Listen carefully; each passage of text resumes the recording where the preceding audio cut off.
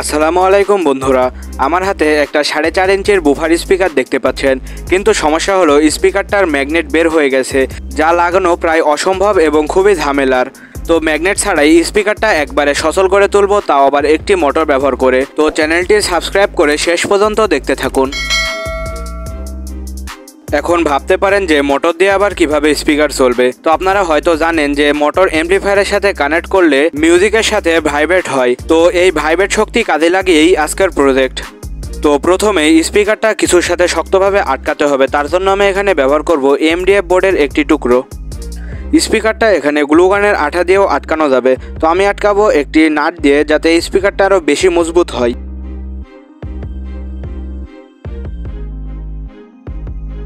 দেখতে পাচ্ছেন স্পিকারটা লাগানো শেষ। এবার এটার সাথে মোটরটা ফিট করব।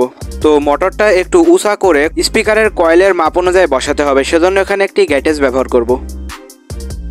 এটা লাগানোর পরে আরেকটা জিনিস খেয়াল করছি যে স্পিকারটা কিন্তু একটু নড়াচড়া করছে, সেজন্য এখানে একটা পিভিসি পাইপ শিট কেটে লাগিয়ে দেব।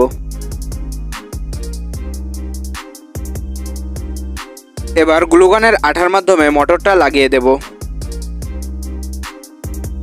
মোটর লাগানোর পরে স্পিকারের কয়েলটা এমনভাবে লাগাবো যেন এটা ফ্রিলি মুভ করতে পারে।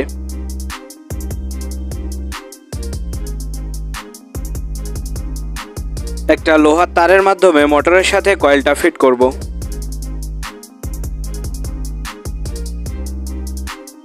দেখতে পাচ্ছেন আমার মডিফাইড স্পিকার কিন্তু কমপ্লিট।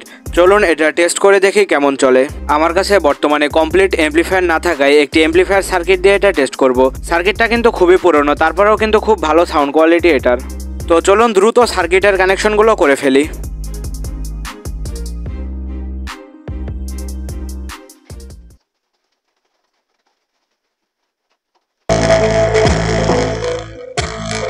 দেখতে পাচ্ছেন এই মোটর দিয়ে মডিফাই করা স্পিকারে কিন্তু সেই পরিমাণে বেজ হচ্ছে এবং স্পিকারের পর্দাটা কি পরিমাণে কাঁপাকাঁপি করছে।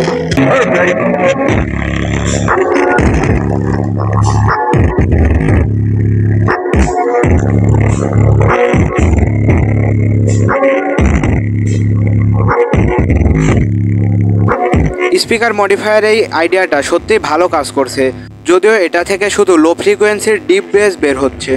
তো এই ছিল আজকের ভিডিওটি ভালো লাগলে অবশ্যই একটি লাইক দিয়ে চ্যানেলটি সাবস্ক্রাইব করে সাথে থাকবেন। ধন্যবাদ সবাইকে সম্পূর্ণ ভিডিওটি দেখার জন্য।